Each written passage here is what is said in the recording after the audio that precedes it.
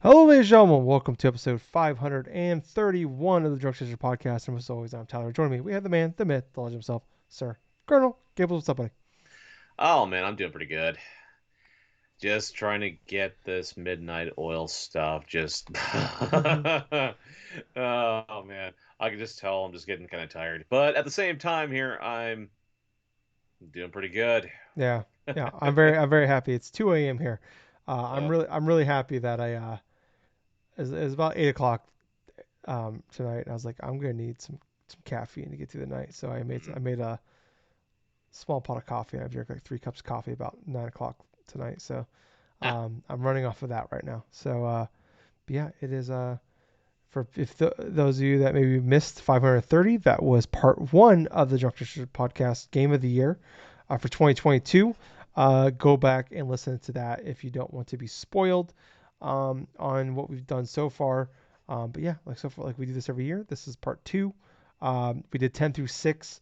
I'm gonna give you a couple seconds here. I'm gonna run through the list from last week. So if you don't want to know, go back and listen. If not, we're gonna continue on.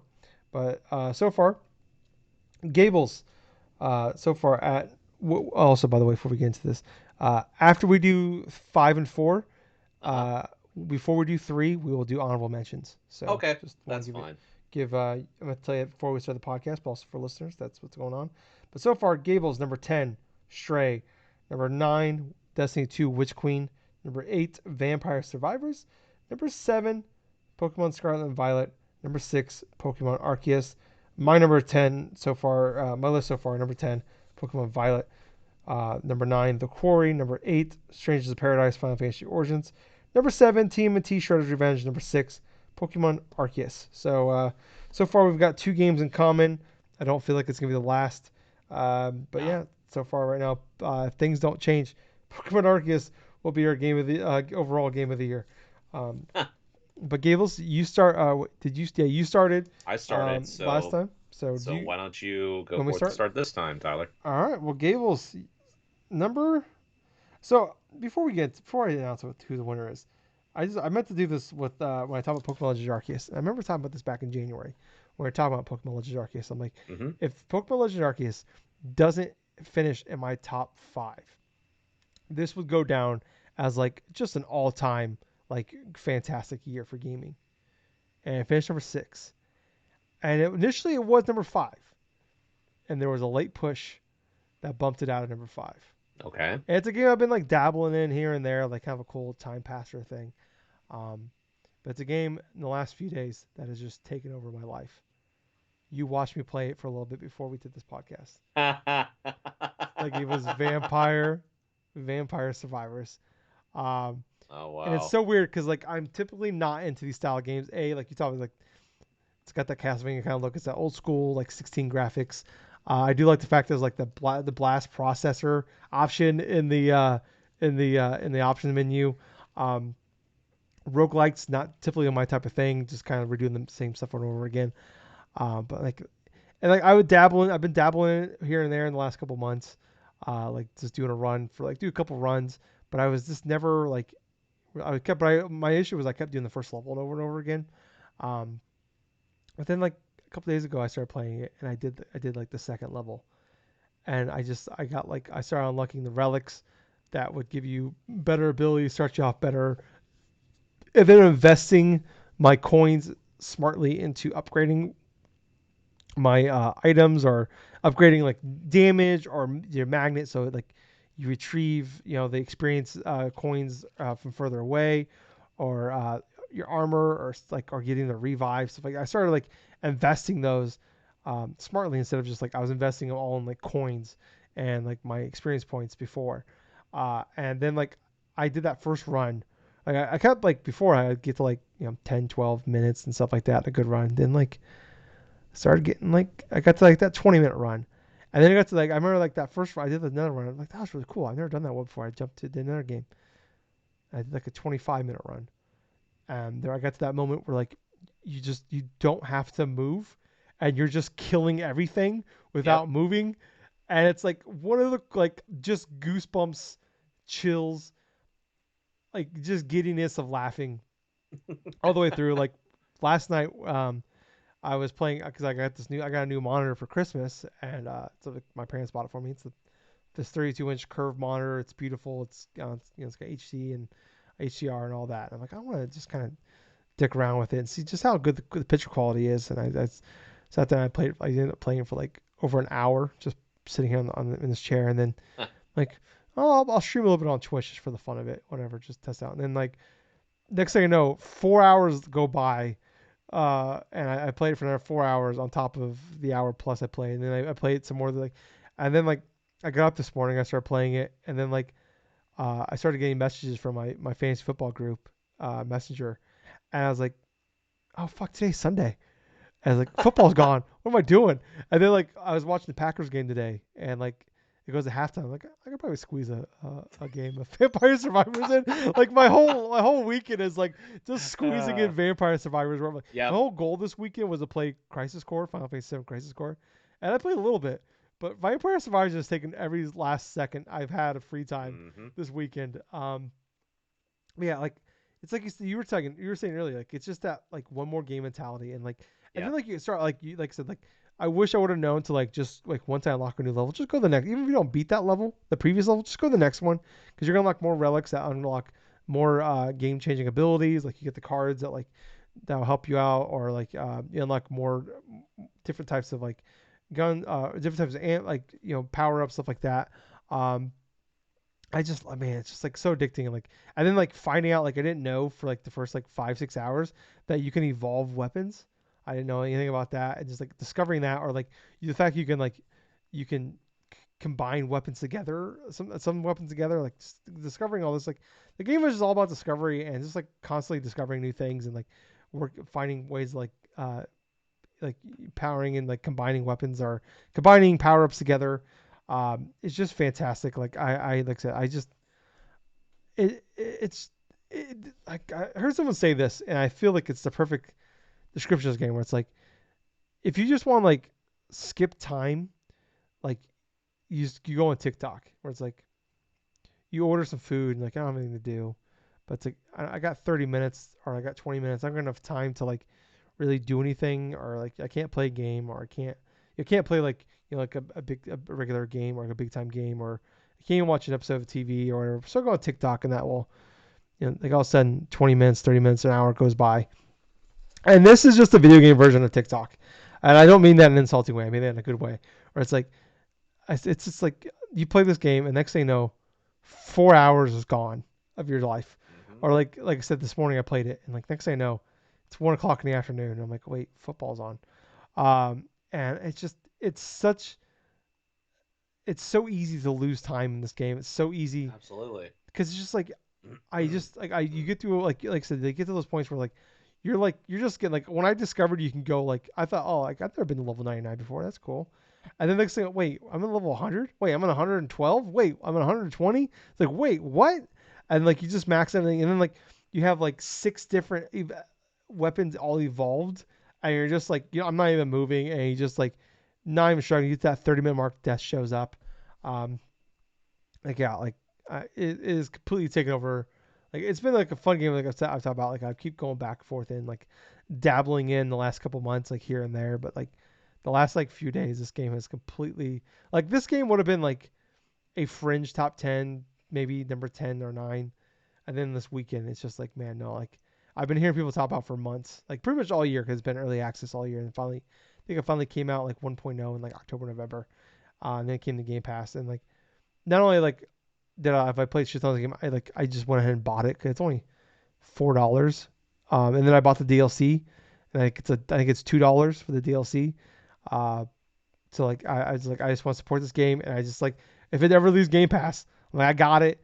Like and it's yeah, I think I said like I before we hopped on the Skype call earlier, I just sat there and just played it for like 2 hours. Ah, I'm like I just sat here, and then like well Gable's having computer issues. I kept playing. I went back and played it more. Like it is a phenomenal game. Like it's a game like I'm probably gonna just start playing it. Like I'm really close to beating Crisis Core, but it's like and that was kind of like a one goal this weekend was to beat Crisis Core to get it just kind of get it off my plate.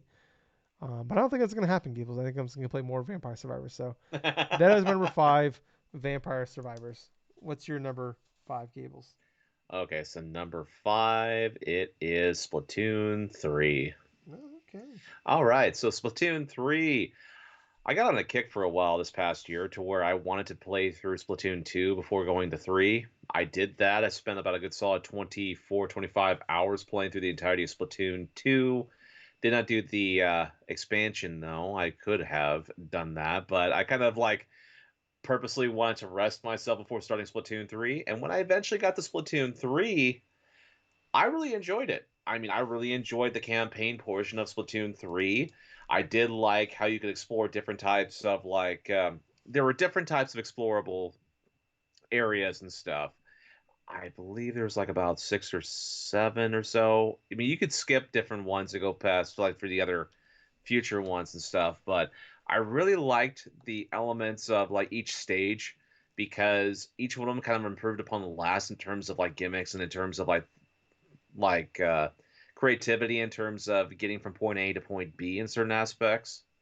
I really liked how you weren't like tasked with like researching for like specific items multiple times. It was pretty much like a one and done sort of a thing. Like, oh, okay, that's how it is. It's like there's so many of these stages inside of this one area that I don't have to go back and things if I don't want to because there's like certain stages to where you could replay it again, like with certain weapons, like with Yeah. one of three as opposed to every single weapon like it was in Splatoon 2.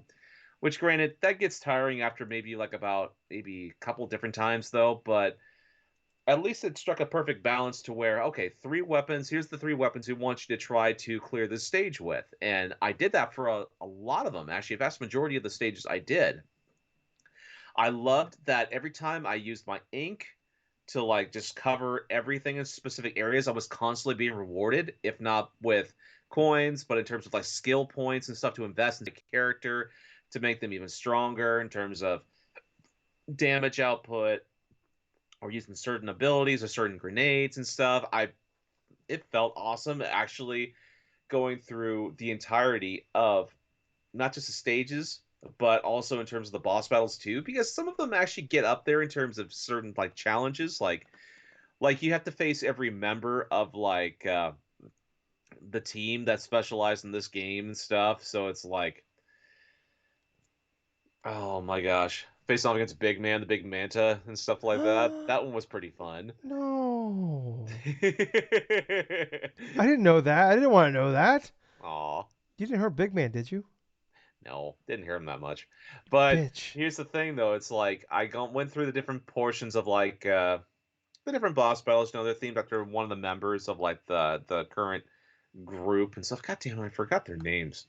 But at the same point, the end, the end battle and stuff, and then the twist with that end battle, and then everything else just built itself nicely until like the climax of the game in and of itself.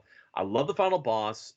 It's I'm not going to spoil it intently and stuff like that, but it's like there's multiple tiers to this boss battle. It is fun, but it can be a bit challenging in terms of what normally you were progressively to, but it's not as bad.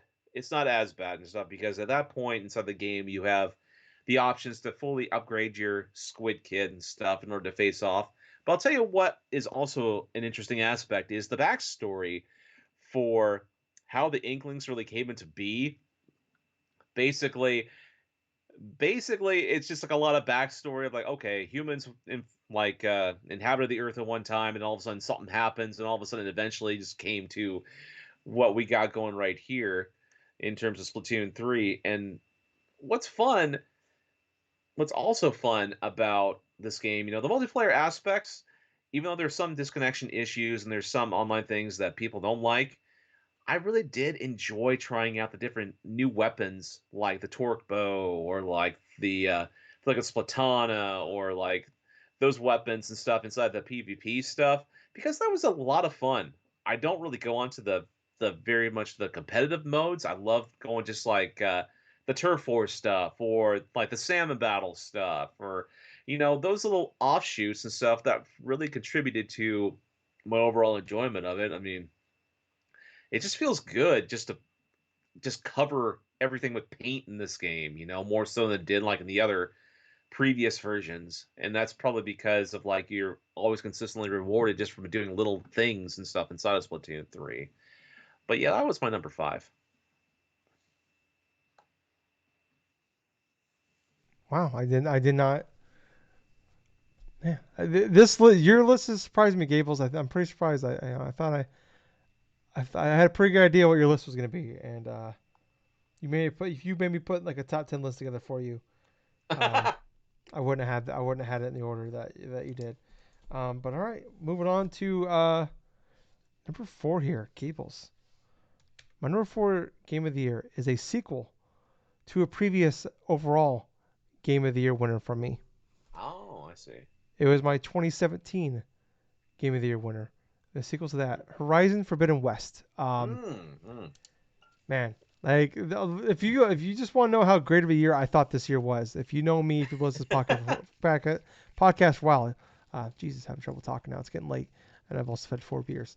And also, Gables, I realized I didn't eat dinner tonight, so Oh shit. that's where I'm at. I'm an adult, I swear. But yeah, my number 4, Horizon Forbidden West. I man, I this game is so crazy to me. Where like where they went with the story. Hmm. It's like if I I don't want to. I'm not gonna spoil it for people, but Okay. like if I were to describe, if you played Horizon Zero Dawn, and then you're like, hey, what happens in Forbidden West? And I just told you without you playing it or showing you anything for context, you would think like, okay, they went off a fucking cliff here. They jumped the shark.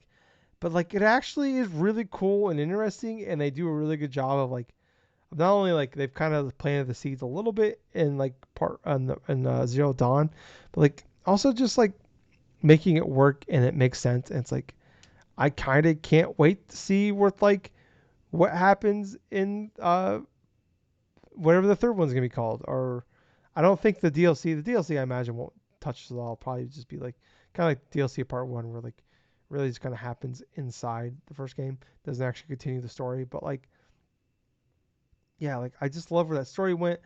They added so many new enemies. Like I love like they have like the kangaroo style like enemy that you fight that can just fucking packs a wallop, man. And then like they have like the armadillo one that just kind of like almost does like the milk tank attack from Pokemon where it just spins into a ball and Oh, like the rollout. rollout. Yeah, and like my God, it just it can it's the first time it did it to me, I didn't know it can do that. Like I audibly screamed in fear because it was like it just came out like I'm doing a pretty good job against this thing and then just fucking started spitting at me. I'm like like it just scared the fuck out of me. And like I just love like I mean it does what you want from a sequel. It just takes a lot of things like from part one, like the first game, and it just does a good job of building upon those and kind of like not only building upon it but also like kind of raising the bar. And it does a good job of that. Where like sometimes like they just like we'll add a couple more things here and there and like whatever. It's like it's good enough. Or but they do a good job of fine tuning it, but also like fixing some of like the complaints people had from part one. Where like the first game where like you had like a melee weapon, but it was like almost detrimental to use it. Like it just like you're just better off just like picking people off with the bow or like some of like using the traps. In this game, like I think I used the melee almost as much as I used anything else. Where like it felt good to use and like it wasn't like using it didn't feel like a negative. Like it actually was actually a really well thing to use. Um, but yeah, like I just really loved. Kind of like I said, I love wandering around the world. Like I said, I thought about with like Legends Arceus, where like the loop of these type of games is what's important. And I love that loop. I love wandering around. Like I love going into like some of these side quests. And like it's a map game for sure, but it's like they could do a good job of like some games like there's like the famous like Witcher 3 side quest where you have to like retrieve a guy's fucking frying pan. It's like wow, this is like a dumb quest. And like this game definitely has a lot of those, but like they have like side quests and then they have like I think I can't remember what they call them, but like basically like they're like errands. Oh, they're called that's exactly what they're called. They're called errands, and Okay. those are like the retrieve the frying pan version of like here's these like smaller like side quests where it's like find 10 of these plants or these like little dumb things like you can use like just kind of good way to get like resources and level up. But like then there's like the bigger side quests that are like actually like some of them are really good and I like a lot of them like Zero Dawn had the same thing where it's like a lot of like the character development of the side characters in the game you find in the side quests, and like this game has more. It's kind of more the same with that, where like you like just like wandering around like finding some of these like side quests, like finding like and just getting like all of a sudden like these crazy boss fights or these random bosses you can find, or like these tribes you can find, or like finding Las Vegas in this game, and like some of the side quest stuff in there, and like minor spoilers I guess for that, but like you can actually like turn all of the power back on, Oh so my like god. all the like the casinos and everything lights up and shit like that. Like that's really really cool. um but yeah, like I loved kind of getting lost some of those side quests. I love the story went. I love Aloy is I think a phenomenal character. Really like my only really complaints about this game is like it's just more Zero Dawn, and like I think so like they kind of went too big in the way of like kind of like what Ubisoft has done with like, and not nowhere near the level of like what Ubisoft has done where like, but it's kind of like it's like Ubisoft light in that way where like like you open up the map in a Ubisoft game, it's just like flooded with like things on the map, and this game Yep. kind of has that too. And then it's like you can just lose a lot of time looking in the menus like, all right, what do I need to like find here to like upgrade my so I can carry more shit, or like upgrade this one item or whatever. And it's like I gotta go like, all right, I gotta go here to like I gotta find this random animal, but they're only in this location. And I gotta wander around. um like that's like the biggest complaint I have is like they kind of the game almost gets too big in that way, Ah. where it's just like, man, you could spend a lot of time and you can lose a lot of time like not really progressing anything, and that could be like the frustrating thing where it's like you could spend hours and it's like I accomplished nothing, or I accomplished very little. And that's like my one real complaint with this game. It's like it's borderline perfect for what I wanted out of this game. And I just hope that like when they go to Witcher 3, or Jesus, Witcher, I'm sorry, I got Witcher 3 in front of me here. When they go to Horizon 3, um, like whatever that may be, and like I've got a lot of things in my mind. I'm like, where the fuck is this thing gonna go? Um, but I hope they kind of bring it back. Well, maybe not bring it back, but like don't go crazier. Just kind of maybe don't go further than what you are, because like it's still a great game. Like I thing is like people love those style of games, so like those like Witcher 3 and like where Ubisoft is now as gaming is not for me.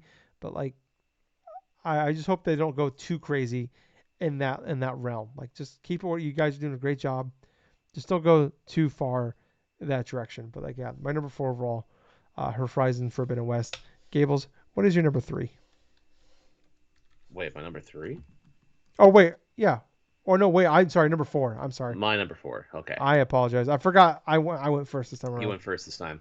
Yeah. Okay, so for my number four is actually Kirby and the Forgotten Lands. Okay. Dude, Kirby and the Forgotten Lands is such a fun game. And from beginning to end, I thoroughly enjoyed the experience. It has done something that the Kirby franchise hasn't done before, in my honest opinion. No. Actually, there is aspects of it that has not been done before, and that's a fully 3D platform style adventure of Kirby. And not just any type of like game, more or less. It's basically the type of game to where it feels like a Mario game. It absolutely does feel like a Mario game, and in the best ways. And it's kind of fun because each stage is like different type of hub worlds. You have the different type of selectable stages and stuff, but yet the power ups you get, the way you can go forth and like evolve them, the little miniature mini games and stuff like that, the little time trials and everything. Everything about this game just contributes it to being one of the overall fun, one of the more overall like enjoying games that I have played throughout the year.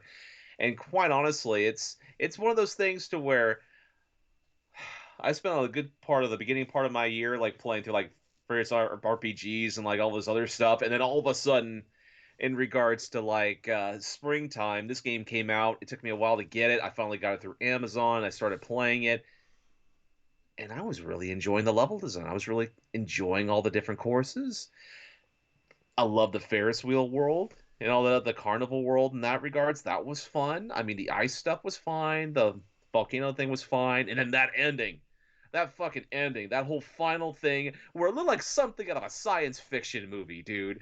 Where it's like you're literally seeing this scientific biometric type of creature or something like explode out of a freaking laboratory and start like literally. Here's that chase sequence, right, in a Kirby game to where you're running away from this thing, and this blob is literally sucking up every freaking enemies like a freaking like a parasite, like it was from aliens or some shit, and it just go through. It just evolves into this chemical like mass, and all of a sudden it's like you have this freaking anime style anime final boss battle with this enemy, which was so hilarious because the battle itself it was actually pretty fun, and it was kind of challenging in ways. Not like say Dark Souls like challenging like some other popular streamers wanted to go forth and say, "Oh, hey, this is actually pretty tough. This is tough for a fun game," instead of like doing the basic shit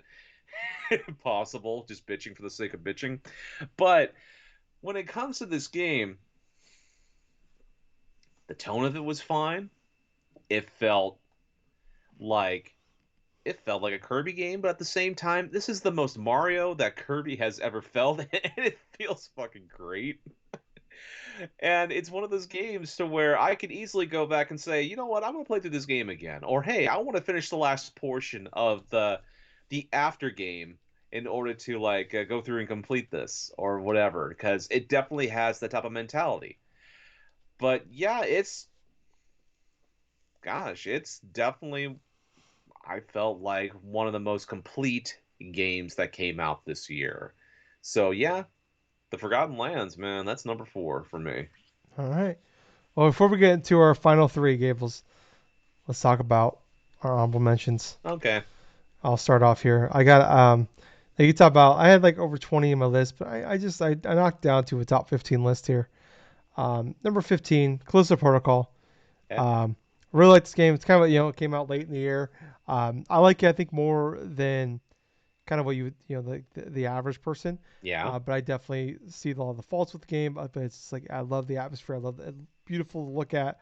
I am actually I can't wait to like if I hope they get a chance to make a sequel to this game because I feel like if they get a chance to make a sequel, that could be like what I originally wanted this first game to be. Or like I was looking at this game as like I want if you would have told me before that game came out, I would have thought for sure it'd be like a this would have been in my top 3 to 5 list game. But yeah, like I love the combat. I really enjoyed the combat. I hope they can get a chance to fine tune that. But yeah, like I really close protocol number 15, number 14, Bayonetta 3. If only this game like if I could just put chapter I think 11 or 12 of this game, uh, that single chapter, if I just had that one moment, it would be my top 10 list. But unfortunately, the rest of the game is in here as well. Um, and I'm baffled by it's one of like the highest scoring games of the year. I think it's like an 89 or something on Mm-hmm. an Open Critic. And it's like this game is really good. It's like I think there's so many issues with this game. I know the story is always whatever in these games, but like the ending doesn't really make a lot of sense. Um, I I can't remember the name of the other character you play as, but playing as her was just a hard right turn from playing as Bayonetta, and she just wasn't as fun to play as. She's very limiting compared to like what you're used to from playing as Bayonetta. Um, it just kind of drags on the more of like the game being more open area instead of kind of more linear was not as fun. And it's just it felt like obviously playing this game it's the Switch exclusive, but like definitely feels like an old like running down a hallway type of game where like maybe there's a random door here to the left or right you can go down, but like you can just they're like the invisible walls were everywhere in this game and the fog was everywhere in this game. It's just kind of yeah, I don't know. I maybe my biggest disappointment of the year after playing Bayonetta 2 in like 20 I think I played it in 2015 and then this Bayonetta 3 being announced 5 years ago and that anticipation of build up and getting this and it's like it's still a good game. I do not understand the love that this game got from reviewers. Number 13, Splatoon 3 was on your list. I didn't care for the. I actually like just really did not like the main like story stuff, main campaign of this game. But I just loved. I just got really into the online in this game. Like I didn't really get into it in two as much. I loved the first game back in the day. It was one of my games of the year. One of my top games of the year in 2015.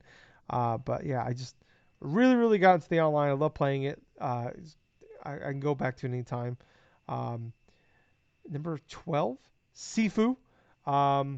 I had a blast with this game. It is like man like I would love it if they gave if they gave the Sifu creators the John Wick IP and say, hey, Hmm. make a John Wick game in the style of like Sifu, because like they have it, and like I hope they get a chance to like build upon this and make more of these style of games.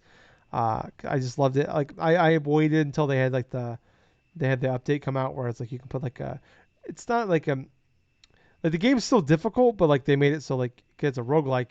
They made it so like basically it's no longer a roguelike. Like you still age, but like you age much slower, so you get way basically you just get way more lives. And I ended up beating this game in like one sitting in like a few hours. But I love like just like how fast paced it is and just like fighting away enemies. And just when you nail those like perfect blocks or perfect counterattacks like that, like the boss fights are really cool. I love fun with that. Number 11, also on your top 10 list, Gable's Stray. Same way. I loved the story. like from like the game that has. I mean, the robots talk, but they don't really know what's going on. Like you don't really Right. like. There's no really idea of what happened to this world and what's going on. And just learning as you go, and like I just love like when you get to like a couple of those like areas where like you can talk to robots or just kind of wander around like just like overall just be an asshole. Like you can knock over the chessboard, change the channel, scratching the post, stuff like that. Just like I just like I love wandering around the world. Like even like the puzzles were like the game was never like overly hard, but like I think this game is exact like if you wanted like a puzzle platformer cat game, like this is the perfect version of that. Like this is for what this game is. I think it's like the best this game could be, and like I feel bad because like I think this game gets a lot of hate, um, because it's just being nominated for Game of the Year. And it's like yeah, like you can argue that maybe it doesn't deserve to get that, but like I feel like we forget how good this game actually was. Like, Hmm. is it like no? Is it like the Game of the Year? No. Is it No. one of the games of the year? To some, yeah, but like I don't think like this is not one of those. This is not like a 6 out of 10 game that got nominated. This is like people. This is like a game that reviewed really well. People really liked, and yeah, Hmm. you play as a cat, and yeah, sure that helps make this game better because you play as a cat. Like if this game, if I'll be completely blank with you, if this game what you play as a dog instead of a cat, it would have been in my top 10 list for sure. Probably. But no, not probably. It would have been in my top 10 list 100%. Might have been my top five. Might have been my game of the year. I don't know. Um, I'm. It's pretty easy for me to be to. I'll bow to the dogs pretty easily here. So yeah, but Stray was my number 11. So number 15, Close Protocol. 14, Bayonetta 3. Number 3, Splatoon 3. Number 12, Sifu. Number 11, Stray. Gibbles, what are some of your honorable mentions here? All right. I'm not gonna go as long in regards to this like honorable mentions, but there's three that I have off the top of my head. One of them being a game I did play to a good extent this year. I mean, for 2022, which was Retro Bowl. Loved Mm, playing that. That was a good alternative to like Madden because that was something I had been looking for, and then I saw that it was for sale. It was on sale on the eShop. I'm like, okay. I looked up the scores and stuff. Okay, this is getting favorable scores and stuff that people seem to like it. And so all of a sudden I played it and I played it for like over 25 hours, I damn. think, the initial. And it really scratched that itch because I had played like Tecmo Bowl on the Switch's online thing for like almost to death. Like literally like I have five separate seasons like on save Jesus. states and stuff that I bought that I freaking played through Tecmo Bowl with the 49ers. But that was a fun game. Like managing your own football team, like having to go forth and either trade players or certain players would just retire or this or that. That was such a fun, like non-stressful sort of like a simulation thing for football. Yeah. So There was that, obviously, Xenoblade Chronicles 3. That one would have been on my top 10 if not for the fact that I did not play near enough to really substantiate it to be on my Game of the Year list. I think I played them roughly around that 9, maybe 9.5 hour mark. So, It's still a solid yeah, gameplay. It still looks fantastic. you just In need to. terms, You're just like 80 hours away from beating the game. yeah, that's the thing though. With these long RPGs, they're a slow burn. They're Yeah. not like a something you can finish inside of a weekend. And that's just something that I really wasn't in the mood to try to finish that particular stuff, but I did pick it up over the past week in order to play some more of it and stuff. I truly do like the combat. I do like how everything else feels about that game. The characters are interesting. There are definitely certain story elements that does make this much more memorable in regards to that so far. But the other game is probably going to be a game that I know is going to get some form of flack, though. But it was God of War You piece Ragnarok, of shit. and that's not because of like anything like substantial, like bad or anything. It's just because that I ran out of time. Everything else, like from work, from the other games I played, and Vampire Survivor really did pick up a last bit of I'm effort taking Vampire in Survivors on my regards to top 10 that. list. But in regards to that, I played maybe like a couple of hours of God of War Ragnarok at most, and this comes off of me spending almost nearly 30 hours playing God of War 2018 during Extra Life and everything else. Like, I got burnt out of God of War after completing and platinuming God of War 2018. Fantastic game. Obviously, fantastic game. But, like, for Ragnarok and stuff, I still need to go forth and play a bit more of it. So, yeah, that's it for my honorable mentions. All right. Well, let's move on now to our top 3 games of the year. Yeah. Starting off here with my number 3. It was year number 4, Gables. Kirby the Forgotten Land. Uh, yeah, like you took a lot of things I had to say. Like one thing I wrote down though was like I feel like when they made this game, they said, all right, they called Square Enix up or Platinum up, and they're like, hey, um, bring me the Near Automata crew. Can you write me a story for Kirby?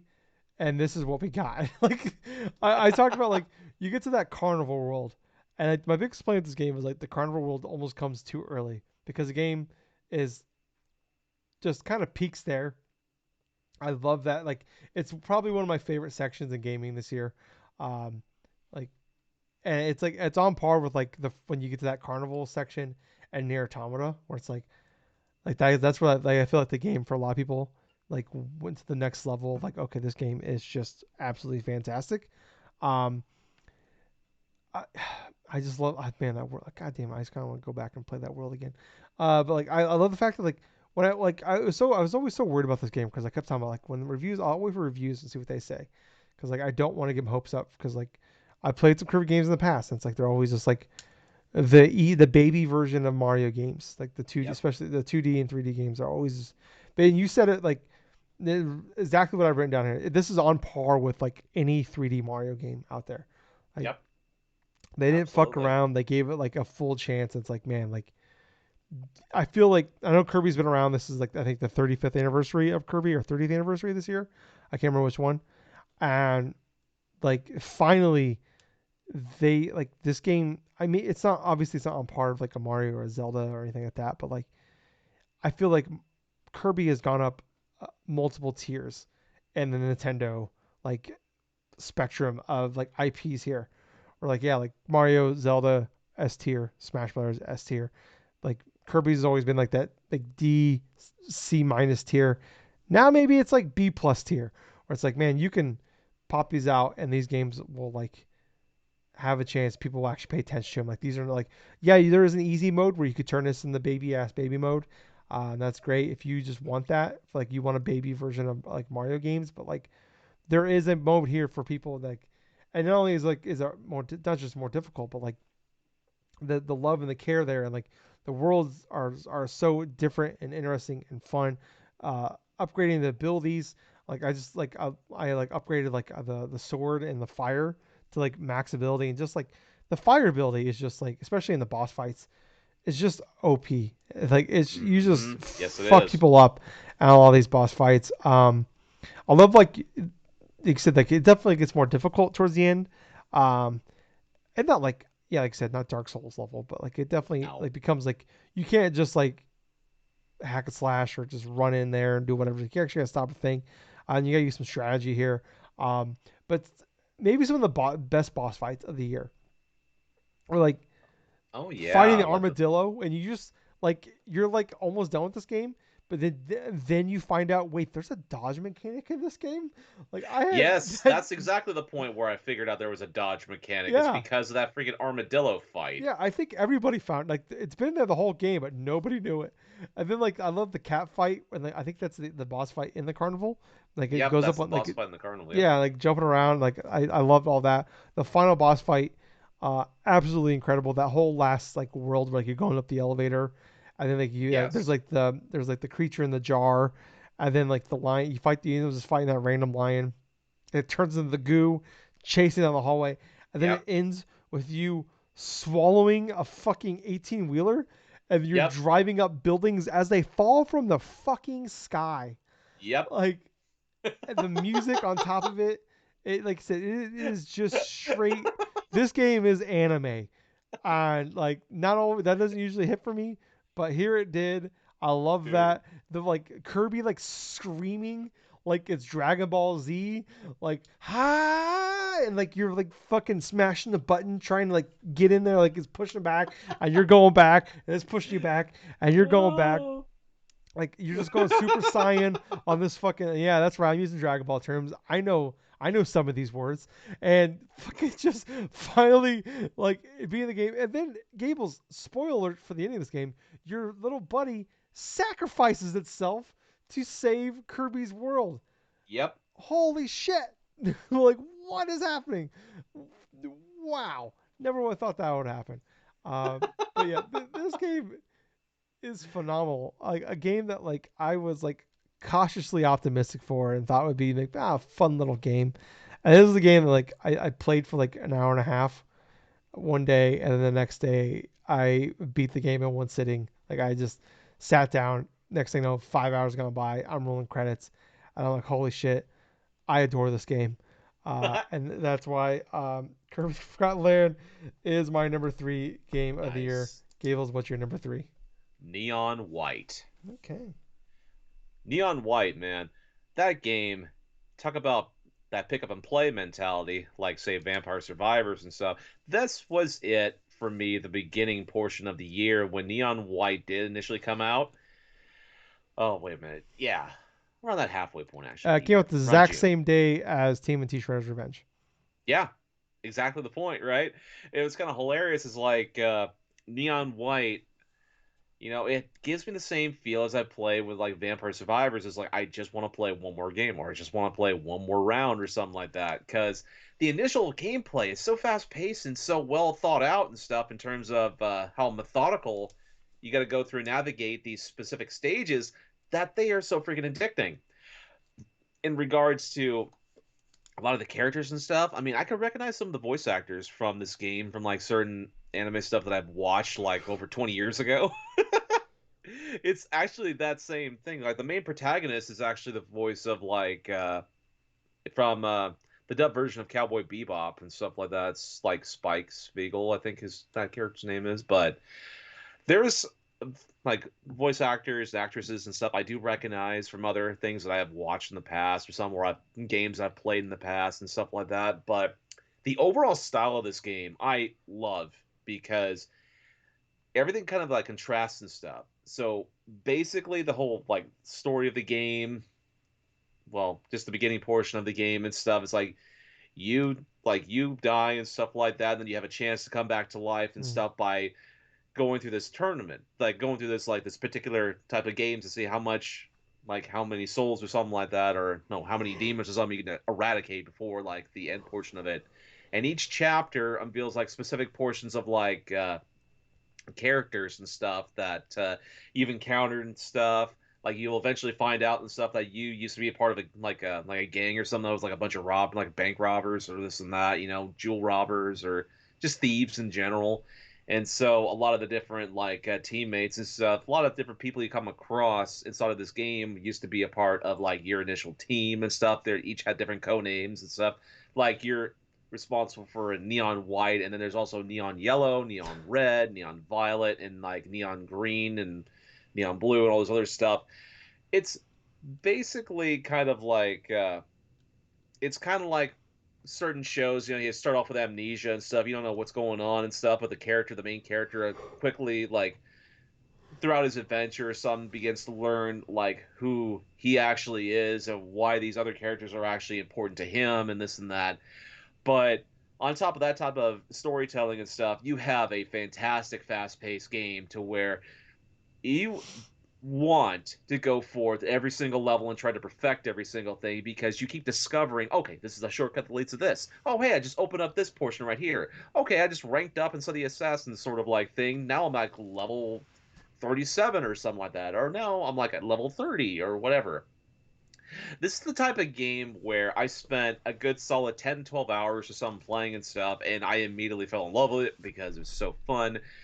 I didn't exactly go forth and beat Neon White in Hmm. that respect, but at the same time, it was enough of an experience and stuff that, like, dude, this is a fucking great ass game. This is a replayable game. This is something I look for in regards to playing video games. Because, you know, kind of spoiler one, these top three that I have in the initial list, each of them represent different things of games that I absolutely love.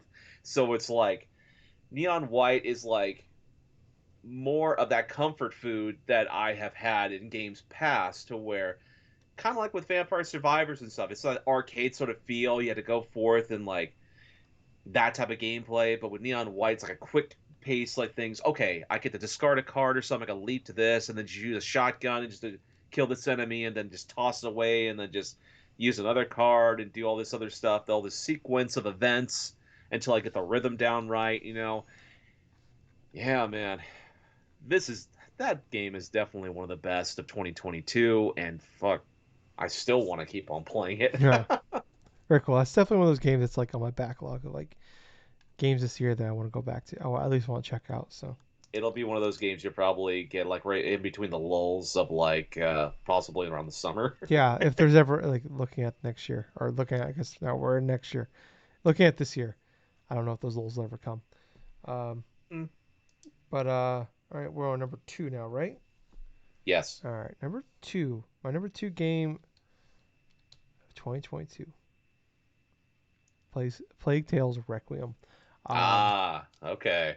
I absolutely adore this game. I talked about I played Plague Tales Innocent last year, and I was like, man, if I would have played the game in 2019 when it came out, that might have been my game of the year then, or at least put it top two or three. Like, um, it's kind of like the same with I talk about with Horizon, where like they built upon kind of what you wanted from Innocence, where like the first game, like I really liked the story with Amicia and Hugo, um, and the soundtrack is absolutely phenomenal. That's one of like we usually want to put the podcast together, like to listen to some like video game music, and like Plague's Tale is like one of those games that's in the rotation of music for me, and this game no different. It's it's something I said like uh, when I talked about this game back in November when I first played it, or October when was it October November whenever it came out. When I first played it was like it is like this is like the best. Like if you would have told me Naughty Dog made this game, I would have believed you. Like that's how good this game is. Like it definitely feels like they played Last of Us and it's like, what if we made like a stealth focused version of Last of Us? And that's kind of what this game is. Like the first game I liked a lot. Like I said, I like the story. I love the world building they did with it. You know, taking place in like I think like the 1400s, during the Black Plague area. I believe. Not a big history buff, but I assume so. With like you have the rats and like you have Hugo who can like control the rats and like but like semi kind of control the rats, but like also like killing, but they can't go in the light, so you always have to like try to be in the light or have a flame with you, solving Hmm. puzzles and stuff like that. But like the game was like first game was always about on stealth, and like the big frustration of that game was like if you ever got caught, like 99 times out of 100, you might as well just stand there and let the enemies catch and kill you because like you're pretty much fucked at this point. In this game, like one of the big focus points of this game is like it's still a very much the stealth first game, but like it actually like they really did a good job of fixing the combat in this game where like you can add upgrades to your slingshot where like It can actually like kill enemies, or like you can like put two rocks in the slingshot at once. So you can do two shots real fast, or like you can knock a helmet off and then kill them, or you get the crossbow. You get a crossbow that can kill enemies, or but they limit the ammo, stuff like that. So like I said, the game is still stealth first, but it's like, and like one thing I really liked is like usually in like most games you play is like when they have like a skill tree, like you do things, you get experience points, you go up to the next level, you use the skill point to unlock ability to upgrade abilities. This game, there are skills involved. You can upgrade your weapons and stuff like that, but there are like different skills for like for combat, or for your like holding items, stuff like that. But and stealth. But like in this game, like the only way to upgrade those skills is by like using like being good at those skills. It's like Right. using those skills. Like the only way to upgrade, and like because like a lot of games like you're bad at stealth, but you focus your skill points into like upgrading your skill abilities, or your stealth abilities. Um, you can get better at it, and that's how you like that's your workaround. You don't get necessarily better at stealth. You add things that make it easier to be for stealth. This game doesn't do that. The only way those skills go up is by actively using those things and being good at them. And I like that. Like I kind of wish more games did that. Like where it's like kind of like forcing you to like you can still play the game semi how you want, but they're still kind of forcing you into like this like puzzle. And I like that where like you definitely like just kind of learning like okay through getting through a section. Like I'm dying multiple times. Yeah, it's getting frustrating, but it's like you're getting a little bit better each time. I like that. Like I had a lot of fun with that. I hope more games take that because like that's really cool. I like that a lot.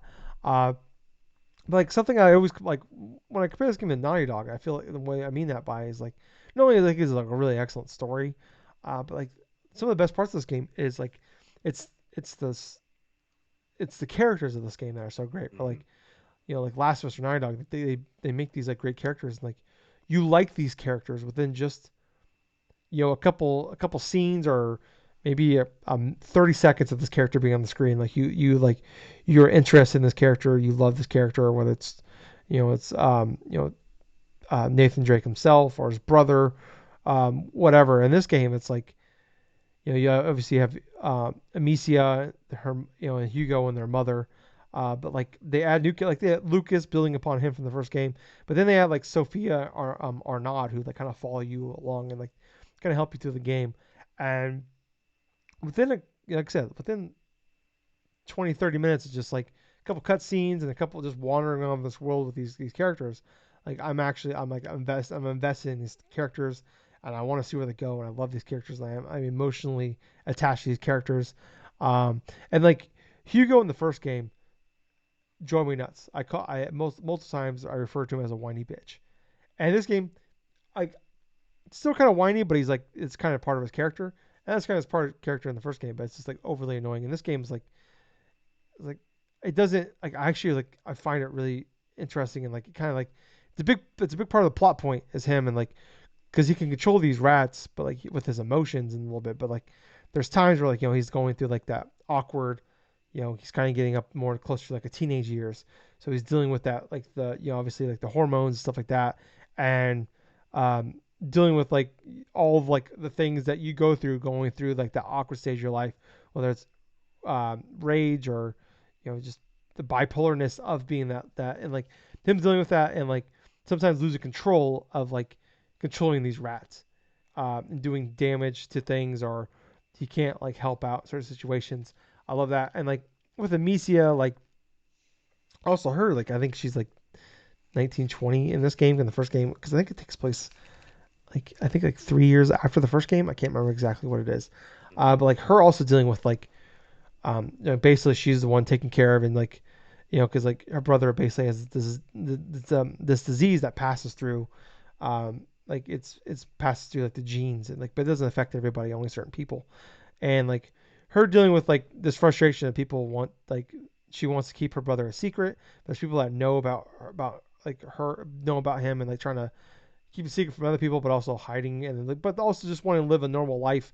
And like the rage that sometimes that like she goes into, like she just becomes like she just mass murder people, or the frustration, like these like rage blackouts she goes into, and like I just love like I said, like where the story goes. Like I almost because this game is very much narrative driven, so this is a game I definitely don't want to spoil for people, but like it's definitely like I recommend you play the first game first. I would say if you play that you play Still Innocence, just pop it on easy, play through that game, because I don't think you'll, or at the very least watch a YouTube video of like of the playthrough of the game, but then play Stale Raccoon, because not only is it like a great story with great characters, um, there's actually the gameplay is very good in this game. And I love like some of the areas you go into. Like you like there's one like a good chunk of the game takes place on this island. I love like you kind of see where it's going, but even like they're like but like the how you get to there, how you get there, even like A leads to B, how you get to B is fascinating. I love like where that goes, how crazy it gets. Um, but yeah, like by the end of this game, like I was just a complete bawling mess of like snot bubble crying. Just I love that game. I'm so curious. Like it looks. I'm assuming there's gonna be they kind of do like a post credit tease. But I'm like, where the fuck are we going with this? Like, I don't know, like I said, I don't want to spoil anything, but like there's like a million different ways I can see this game going. But yeah, like number two, Plague Tale Requiem. Gables, what's your number two? All right, my number two is Shredder's Revenge. Yep. I was already writing it down. Okay. Well, yeah, TMNT is Shredder's Revenge. It's it's a remnant of the past, you know. It's something that I've wanted in modern days and stuff. It's like a not just a revision, but like an homage to the classic Turtle games, like from back in the '90s and stuff, to where a lot of the best beat 'em ups in the arcades and like even some like on the console stuff was those TMNT brawlers, if not just the arcade game, but also Turtles in Time, Hyperstone Heist. The Game Boy games were pretty fun as well, but it's not just like the homage to like the gameplay of Turtles in Time that makes this such a fantastic game. It's such a crafty, if not like brilliant, like level of detail in terms of the source material as well. Because in regards to the overall Turtles like mythos and stuff like that, it's like the Dottie Mew and stuff, they just went balls to the wall in regards to having all this different types of like content for the Teenage Mutant Ninja Turtles and stuff through the characters that were from the TV shows, like was like Irma and Vernon and stuff, and like Burn and stuff from April O'Neil's coworkers like that, and including like the bosses, even some of the ones that maybe appeared like maybe for an episode or something like that. Like you have the classic enemies like Bebop and Rocksteady, Krang, you have like freaking Shredder, but also you have like oh my gosh, you have like a Leatherhead and freaking Rat King and freaking like even some of the more obscure ones than that, you know, like even like the Punk Frogs, you know, like now they don't like they're not like bosses or something inside the game though, but they were like collectibles you can rescue and stuff like Genghis Frog and like Rasputin and all these other ones. Like the Shredder named these punk frogs based upon like four dictators Yeah. and stuff, and that's what their main thing is and stuff. But God, even like the little emphasis like on specific characters, like the neutrinos and this and that. But each level felt such like each of the level felt like a lot of different types of enjoyments from the beginning portions, like you just mentioned, Tyler, like from the last episode and stuff, the details of the Foot Clan, and then you just go across like the Foot Clan, typing the computers and like everything else, and then you see the one that just completely does not have a keyboard and stuff, so typing away anyway, just that little hilarious blurbs and stuff. Then going into a freaking zoo and stuff, and then all of a sudden you have these animals that are just stampeding you and stuff. You have to avoid them, but like do all this other type of stuff, and then like how you can go forth and revive other people by just using a slice of pizza. It's like, here, come on, eat this pizza. Or how you can like level up throughout the entirety of the playthrough, kind of like in other beat 'em ups, say like with Castle Crashers or even like Streets of Rage, somewhat. But yeah, man, it's like it's it's a remnant of the past, yes, but it's such a great quality beat 'em up. It's such a great quality beat 'em up to the extent where it has that appeal, like a Streets of Rage or like a Battletoads or like a freaking Double Dragon type of things and stuff. But this is a modernized beat 'em up game that is very faithful to the source material. fantastic fluid combat and stuff. This game would be a blast to play in multiplayer and Yeah, stuff for the co-op stuff with a full team. But yeah, man, it's like that that ending battle with Shredder, that 2 point battle and stuff, and then have Ghostface Killer from the freaking Wu Tang Clan with that song blaring in the background, narrating bits of things.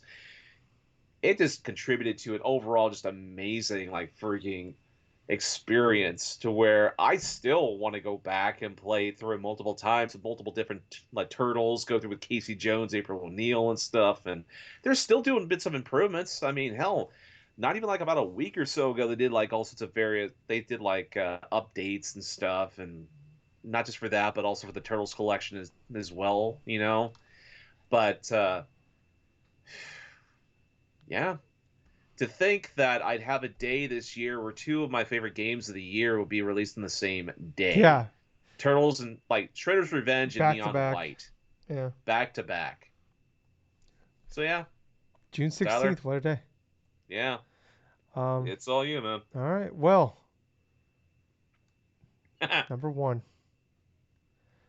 we already know. I've already said Yep, it. Everybody knows. If you've been listening, yep. you know. God of War Ragnarok is my game of the year.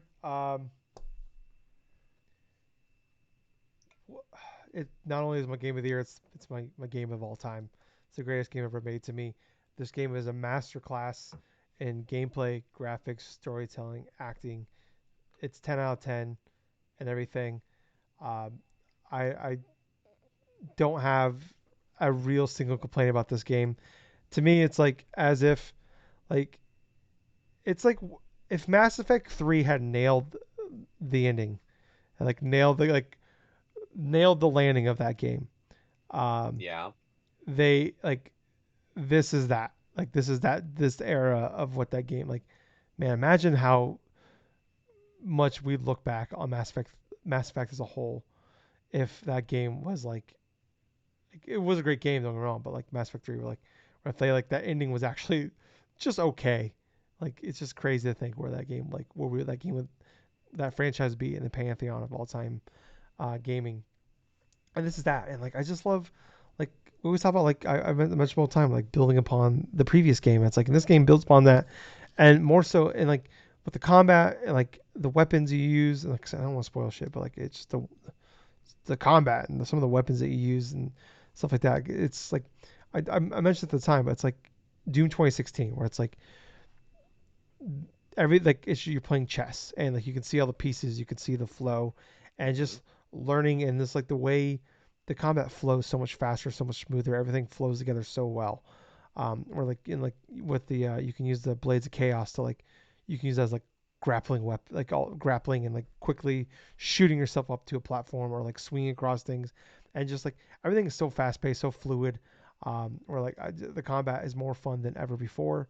Uh, I mean, the one big complaint really that a lot of people have with 2018 was like you kept fighting the trolls over and over again. Like every Mhm. mini boss was essentially just the trolls, and this game just makes up for that 10 times that. Where like you're just fighting all these different types of enemies, all so many different like the side quests, like all have like totally different types of boss fights. Like, I don't think like yeah you're gonna see some of the same type of enemies or multiple times, but like every like major side quest leads to like completely different boss fights and like Wow. um there's like a whole section like I don't want to say the realm, but you get to and like there's like all these different types of dragons in there, and there's like four major side quests in this one area, and they're all there's different types of dragons in there, and they all do different things. They're completely different styles, typically different things, Right. and just going through there and clearing that whole section out, fighting all four of those dragons was amazing. I thought about like there's the talking squirrel. Uh, that is played by Troy Baker. That you would have no idea that Troy Baker is playing the voice of this talking squirrel, and he is phenomenal.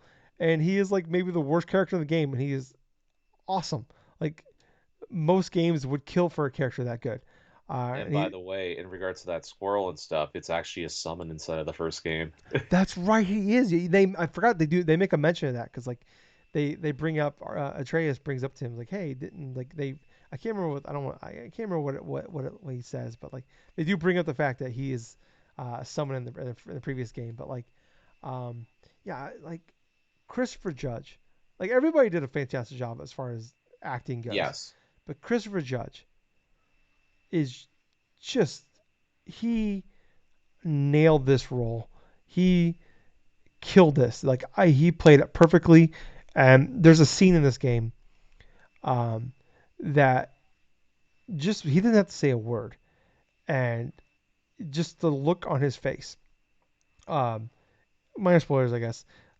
It's like there's a scene before you go into the final battle Okay. where he's having like because they don't know who's gonna live or die, and he has this talk with his son Atreus the night before, and he's telling it like, "Hey, can you tell me a story?" And he tells a story, and like it zooms in on Kratos' face, and just like the emotion from Christopher Judge as Kratos, the art design, the graphics, all of that, like it just gets to this point where he like pause, like he doesn't say anything, and it just sits on his face for a few seconds, and that few seconds of just like the emotions on his face are second to any acting I've ever seen in most movies, probably Hmm. any game I've ever played ever. Like some of the best acting I've ever seen. Um, like I said, this is like a masterclass in everything. It's top tier. Is the perfect game. The side quests in this game are better than most games. Period. Um, like I like I love it because like some of the side quests in this game, like people we always talk about like the loyalty quests, the Yeah. loyalty missions in Mass Effect 2. Right. And this game kind of has that to a certain degree, where like there's all these different like they're not really loyalty quests, but like you have these missions where you like these different characters like tag along, or it has to do with like you learning things about the past of these characters. Like it just kind of like Right. ties up, and you like learn a lot about like how these characters got to where they were, or how that where they are now. With like Brock, Sindri, Atreus, Freya, Tyr, Kratos, and they all get their chance like not only in the main story of like they all have like their moments to shine, but they have several moments. And then there's these like side quests that you can like have these characters like I said either tag along or like they're about them, and you just learning about what these characters have been through to get to Right. where they are, or like the pain that they've dealt with, or the growing they've had to deal with, becoming better. This game's all about being better, and not allowing the what's the term he uses when he kills Boulder? The cycle ends here, and that's Right. kind of the like kind of the crust of this game is like breaking that cycle, and like with not just with Kratos, but also Brock, Sindri, Atreus, Freya, Tyr, um, breaking that cycle. And man, like I don't like I said I don't want to spoil some of the stuff, but like man, like there's one in particular, one like side quest you go on that I would they could have built a whole fucking game around it, or Okay. done like one of those like kind of like do a standalone kind of like Uncharted Lost Legacy, or Miles Morales, like a 6 hour campaign of just Kratos with this character, and that would have been I would have paid $40 for that game and just give me a big section. This is a side quest, and this like it's on par with any of those games. Um, like I said, like everybody gets their own moment. Um, yeah, I have no real complaints. Like the only thing I can say is like the one knock I've heard from people is some pacing issues, because there's definitely like if you were to like I love those like there's certain sections of this game where it's like yeah they're definitely like the game like when you're kind of more stuck in like this path, more straightforward area, but like it's still really cool. But it's like it definitely I can see that like, if I wanted to play like replay this game multiple times, like that would definitely be like a part. Like there's definitely really cool like character building and story implications here, but like gameplay, it's not the greatest.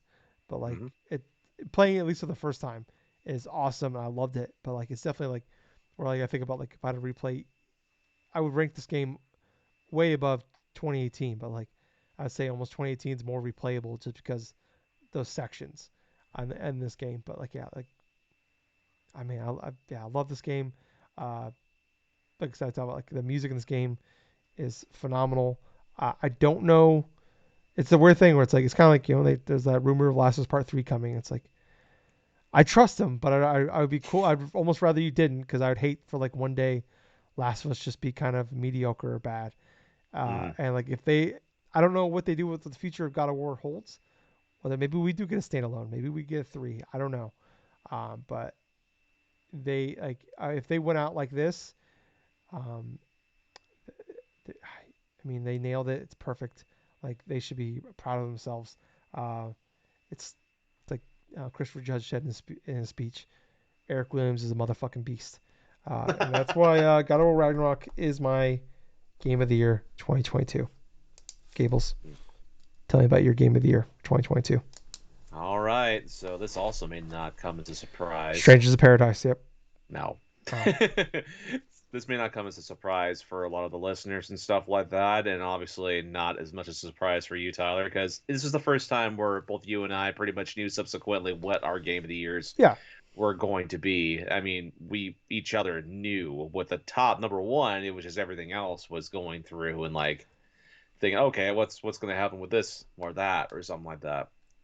I knew from the get go, from the moment that I first started playing Elden Ring, that when I took the entire month to go forth and beat this game, near 100 hours, I knew this was going to be hard to beat for Game of the Year. And obviously, it did not beat. No other game came close to beating Elden Ring. And that's because Elden Ring, in my honest opinion, felt like this is the most complete modern AAA game that I have played in quite a long time. And when I state that, I mean this is definitely feels like some from an era to where things didn't need to be patched because of like freaking like technicality issues or DLC stuff or major expansions or something like that or major microtransactions and stuff like that. No, this was a straight up game where it felt like I was playing something like about maybe 20 years ago, possibly, in the best way possible. And what I mean by that is like the content and how much you got to experience inside this game is massive. The elements of going through, borrowing elements from what had come before in terms of the Dark Souls style of games, and then managing and evolving it to the extent to where this is now the gold standard. It's not the Dark Souls of games. This is the Elden Ring style of games right here, to where I feel like this has surpassed anything else that really what From Software has done previously. And in terms of overall gameplay, it's still fast, it's still fluid, it's still memorable in that core aspect of it. And quintessentially, it's like it's definitely feels like the stereotypical kind of like action game at first and stuff, to where you get to choose your different character class, invest in certain stats. High dexterity is what I went with my build because I wanted to wield double weapons, and I knew that shields in this game mean absolutely shit. But in terms of this game, why it's my number one, it's not just content, it's not just how everything in serene inside of this major landscape and stuff looked absolutely beautiful, how music was on par. It was epic moment after epic moment after epic moment. You had boss battles that were memorable, absolutely memorable. Nothing like a shot in the like the shot in the dark or something like that to just be swept underneath the bed. But something that you would definitely remember, like the first initial encounter with Margot, or as I love to call him even back when I first started playing this game, Margaret, because the dude, Margot the Fell Omen, is your first major boss in this game, mind you, but yet it felt so challenging for a first boss because in order to get to that point, you had to go forth and slog through the first initial like major area and of the castle to get to that point. But the thing is, you could have bypassed this entirely and completely came back when you were leveled up a ton and just completely like just wiped the floor with him. That's the thing. That's also a thing I loved most about this game, where this was explorable from the get go, anywhere in the time, like for like an open world. The first initial open world Dark Souls like type of games, to where you get to choose what battles you get to go forth and go against. what bosses that you were going to face first and foremost. Of course, you had the key bosses and stuff that you had to go through in order to try to progress the story of this game, but it was really loose. This was the most Legend of Zelda style of game that I have played, which that's not named The Legend of Zelda in some aspects. And what I mean by that, it's like it just takes cues where you can just explore any and everything and stuff. You can complete certain things in certain order if you chose to. But even with Zelda, it did have a set path of what you need to go through and stuff. But with Elden Ring, all the boss battles, all the epic moments contributed to such fantastic sort of like, and sometimes even like utterly frustrating type of moments that I had as a gamer, to where this was definitely the biggest challenge I've ever had in terms of like being a gamer, to where I have decided I wanted to play this game. I had a craving the beginning of 2022 that I wanted to play through an entirety of a Souls game. And what ended up happening was I went hook, line, and sinker for Elden Ring, and it was the time that I wanted to go forth and invest in it.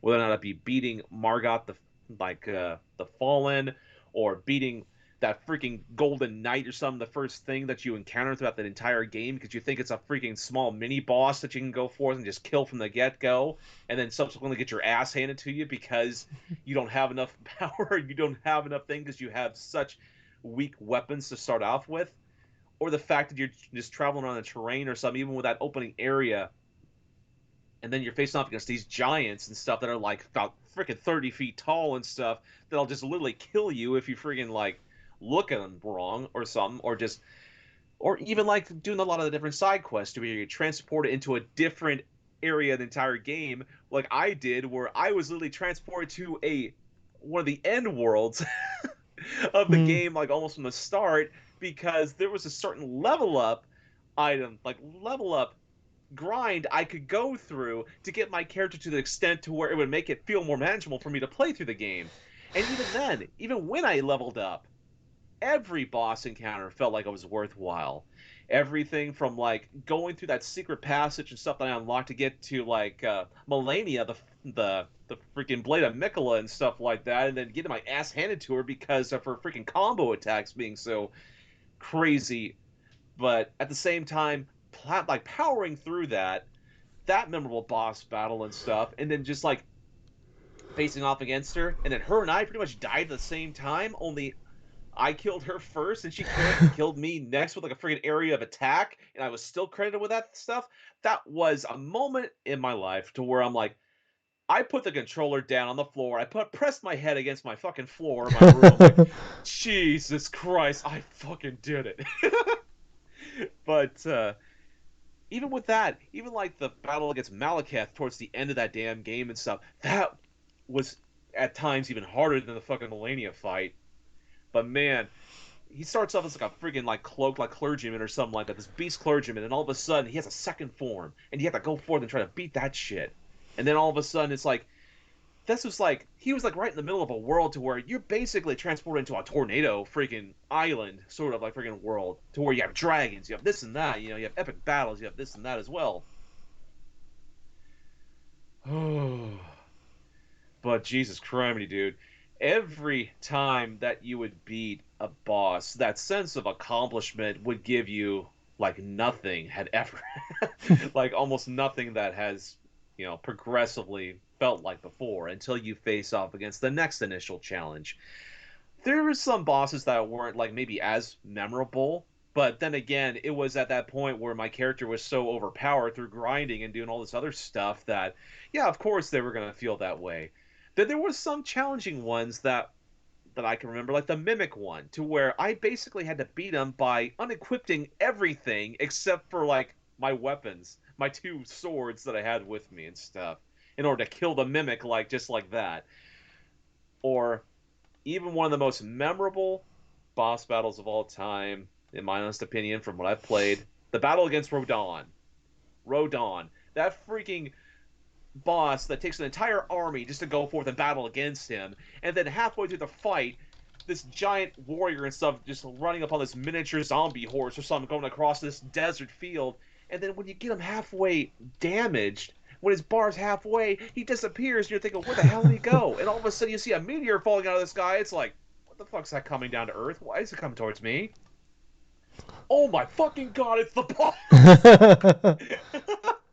And I've shown Tyler numerous times, like Oh yeah. that one scene in general, and it's like, holy shit. And once I did go forth to face the final boss of this game, even after everything I'd been through, I still wanted to replay the game. Even after all that bullshit, even after all of that sense of accomplishment, even after all that, and I wanted to play through the game again immediately after I beat it. I'm like, oh no. I've went through like almost 100 hours of this damn game right now. I think not right now. I had to play other games this year, but the game of the year for me, and quite honestly, this could be like one of the best generational games I will be playing in quite some time, all said and done. Elden Ring. That was an experience and a half, and that was my game of the year for 2022. Yeah. Like I said, I think if you had us in January 1st of 2022 pick our game of the years for 2022, I think we both would have probably nailed ours. So Yeah, um, yeah. So, but if I mean, even with saying, if you look at the rest of our list, like I think shows that this was a phenomenal year. Like absolutely. yeah, I mean, kind of running through here everything again. We have starting off here. Your number we're gonna run through again fast. For just to for wrap it all up. Right. Gable's top 10 list. Number 10, Stray. Number 9, Destiny 2, Witch Queen. Number 8, Vampire Survivors. Number 7, Pokemon Scarlet. Number 6, Pokemon Legends Arceus. Number 5, Splatoon 3. Number 4, Kirby and the Forgotten Lands. Number 3, Neon White. Number 2, TMNT Shredder's Revenge. Number 1, Elden Ring. My top 10. Number 10, Pokemon Violet. Number 9, The Quarry. Number 8, Strangers of Paradise. Final Fantasy Origins. Number 7, TMNT Shredder's Revenge. Number 6, Pokemon Arceus. Number 5, Vampire Survivors. Number 4, Horizon Forbidden West. Number 3, Kirby and the Forgotten Lands. Number 2, Plague's Tale Requiem. Number 1, God of War Ragnarok. So, Hmm. wrapping it up here, kind of giving us overall scores here. We had 4 games in common, which Hmm. I mean, even though it was a very good year, I think that's the most we've had in common yet. Yes, Yeah, I think so too. looking at last year here real fast. I don't know. Last year we actually had. Wow, do we really have that many in common here? We had 5 in common last year. Oh wow, so one less. Yeah, so we had one. Oh, that's incredible. But last year wasn't. I think this is a much better year than last year. But overall, Yeah. anyways, like I said, we had 4 games in common. Pokemon Scarlet and Violet, I had it 10th. You had it 7th. Pokemon Legends Arceus, I had it. We both had it 6th. Yep. Vampire Survivors, I had it 5th. You had it 8th. Kirby and the Forgotten Lands, you had it 4th. I had it 3rd. Yep. Team of T Shredder's Revenge, I had it 7th. You had it 2nd. Which looking at points here, our overall game of 2022. Who would have fucking thought, Gables? Kirby and the Forgotten Lands with 15 points. I'll So take it. yeah, pretty incredible here. So I'm gonna write that down in our Google Podcast docs here, so that Oh. way we have it forever. Kirby and the Forgotten Lands. And it goes upon the roof of the freaking like a pattern of like a Nintendo game going. Yeah, yeah. I mean, yeah, it's pretty incredible here. So yeah, or I mean, I had a typo there. Yeah, Just so tells you how good those fucking games were this year. you know, Well, for 2022. out of 10 years, we've had a Nintendo game number one 4 times. Yep.